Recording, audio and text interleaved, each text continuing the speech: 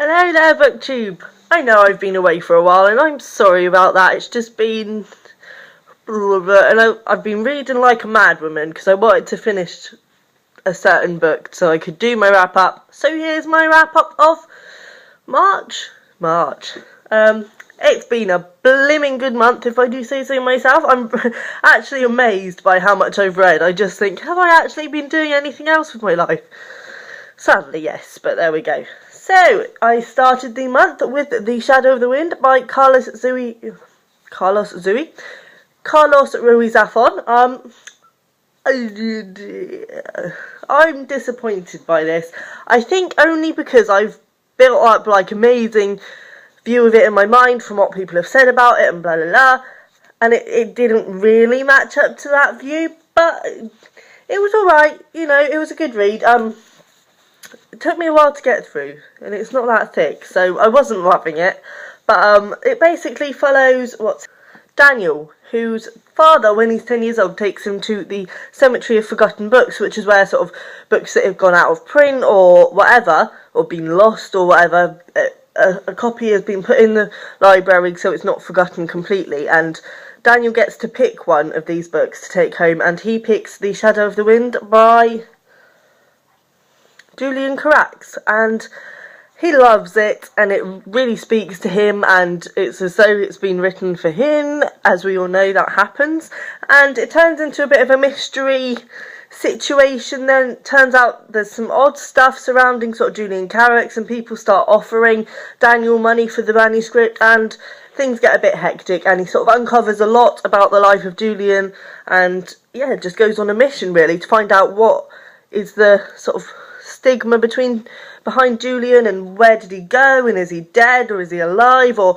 we don't know. It's said that he might have been killed in a duel, but nobody's really sure about it, and it's all a bit odd, but yeah, it was good. I mean, it's a mystery thriller involving books, so it can't be all bad. I didn't love it. I wasn't overly taken with it. I think I didn't realise it was like a mystery book, else I would have probably gone into it a bit differently. I mean, there's a prologue-y bit where Daniel's picking out his book, and it is amazing.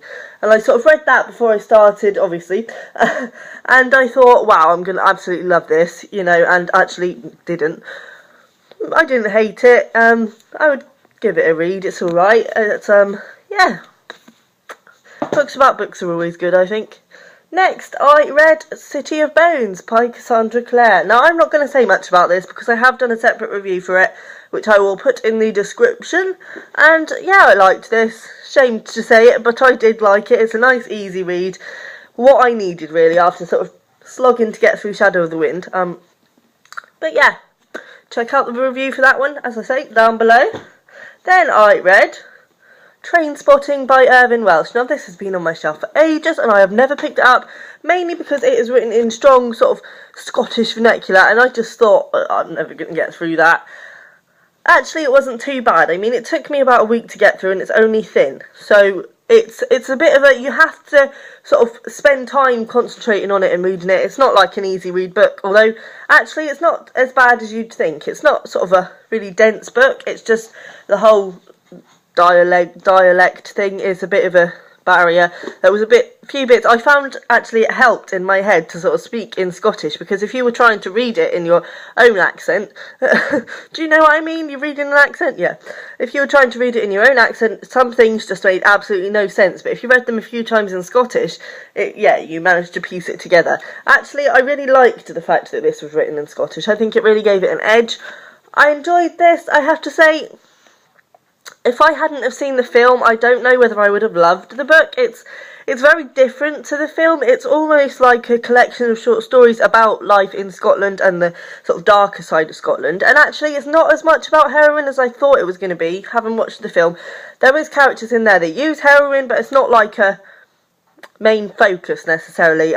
But yeah, I enjoyed it. As I say, it's more like a collection of short stories, really. It comes together a bit more at the end, and you sort of do see, like, Mark Renton is sort of probably the most occurring character, but each chapter is told from a different perspective. I have to say, some chapters, because it doesn't say at the start of the chapter who it is, and I know it shouldn't have to, but sometimes you didn't really know who it was, but that didn't really seem to affect it that much. So yeah, I would give it a go. I mean, it's just one of those books that I feel you should read, isn't it? But yeah, bit underwhelmed, because I love the film. But as I say, if I hadn't seen it, I don't know that I would have been crazy about the book. But anyway. And then I read Half Bad by Sally Green, as everybody is at the minute. Again, I've done a separate review of this, which I will link down below. I enjoyed it. There were some bits that I wasn't that thrilled about, which you will see in my review. But overall, I loved it. And I mean, it's gorgeous. Gorgeous book, and it's everywhere at the moment. And yeah, check that review out. And I kind of cheated with this one. I didn't read it this month, but it's sort of, I've been reading it for a while and I finished it this month, so I'm going to include it. Writing Down the Bones by Natalie Goldberg. This is basically just a writer's guide, and I was really excited about reading it because it sort of mixes in Zen and Buddhism into writing, and I love that. Zen, Buddhism, writing, all good things. But I have to say I was a bit disappointed with it. I mean, my favourite ever writing memoir is Anne Lamott's Bird by Bird, and I adore that. And I kind of had hopes that this would be a bit the same, because Anne Lamott's into sort of Buddhism and stuff like that as well. And it wasn't necessarily. It's more sort of a collection of essays about writing. But it's good to just pick up sort of before you start writing and sort of read through it. And I mean, I've heard a few people say this is their favourite writing sort of thing ever. So, you know, personal opinion. I think if I didn't love Bird by Bird so much, I would have loved this more. But anyway, it was good. It was a good motivator, as I say, before I would start.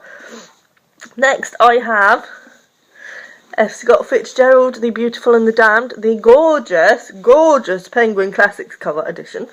And I just want to show you under the dust jacket because it's white and pretty. I have to say, I'm a bit disappointed because obviously it's white, and I read it without the dust jacket on because I found the dust jacket was bothering me, and because where it's white, I've got a few black marks on there. But never mind. Moving forward, I loved this book, and it's strange because I'm going to say this about the next book as well. It's not the kind of thing I would have thought I would enjoy. Like, I hate classics and I hate sort of character building that goes on for ages and sort of stories that don't really have much happen in them and are more about the sort of setting and the people. It tends to bore me. But F. Scott Fitzgerald just has something about him that I love. I love. If you get this edition, by the way, I don't recommend you read the introduction because I read it before I started and it pretty much says this book is rubbish. I was like, why would you put that introduction in a book? But anyway, maybe I missed something. But from what I was getting from it, it was basically saying it was a bad book. This basically follows a couple of Anthony and Gloria from when they meet to when they get married to when things go a bit wrong. It's basically just, yeah, a sort of statement about sort of high class society and the way people lived in that society in the olden days, and how it went horribly wrong, really. It's not dissimilar to The Great Gatsby, which is the only other Fitzgerald I've read, and from what I've seen of looking up his other books, they're all kind of along the same line, but I felt like this is a bit thicker than The Great Gatsby, and I liked that, because I did feel in The Great Gatsby, as good as it was, you didn't fully get as much as you wanted out of it because it was so short and lacking slightly because of that. But this is thicker, so you get more sort of characterization and build up. And yeah, I just loved it. I'm totally. Thing is, I want to read more more Fitzgerald, but I just, yeah, as I say, they all seem to follow the same sort of tangent. I think The Beautiful and the Damned and The Great Gatsby are probably the only ones you really need to read, but from looking at the introduction on that, it sounds like This Side of Paradise, which I think is his first, but it's pretty much the Beautiful and the Damned, but unedited, so it sounds like he sort of released that and then sort of edited it a bit here and there, and that was The Beautiful and the Damned. But anyway, yeah, it was good. I recommend it highly if you like Fitzgerald, especially, and his beautiful view of the world. Well, his negative view of the world, but his beautiful way of putting it, then I definitely recommend it. And the last book and the beast of this month has been George R.R. Martin, A Game of Thrones. Oh, look at the size! And actually, this only took me a week to read, and I loved it. I've literally just finished it, and now this is peculiar for me because I've had this for a while, and I've been absolutely putting it off. I was like, I won't like it. I don't care what everyone says about, give it a go. It's worth it. I won't like it. That's it.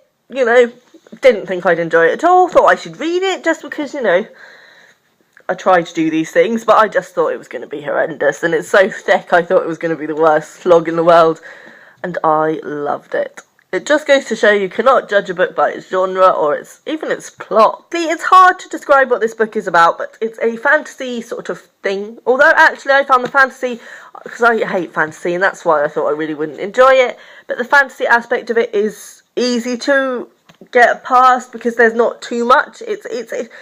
I was reading it as though it was just a book set in medieval times or something like that, and it's easy to do. I mean, yes, there is wolves and there's mention of dragons, but there's not like an overwhelming, at least not in this one.